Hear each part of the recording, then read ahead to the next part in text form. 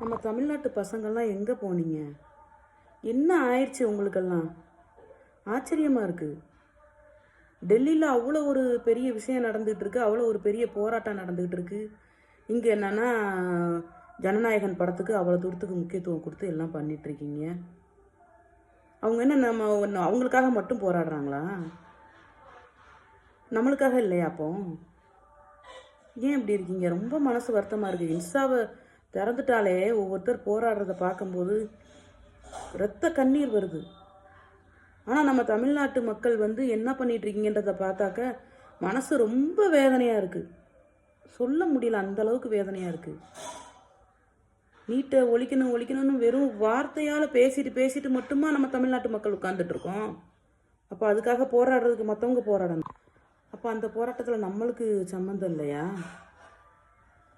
நம்மளும் இந்தியாவுக்குள்ளே தானே இருக்கோம், இல்லை வேறு எந்த ஒரு ஸ்டேட்டோடையும் நம்ம இருக்கோமா?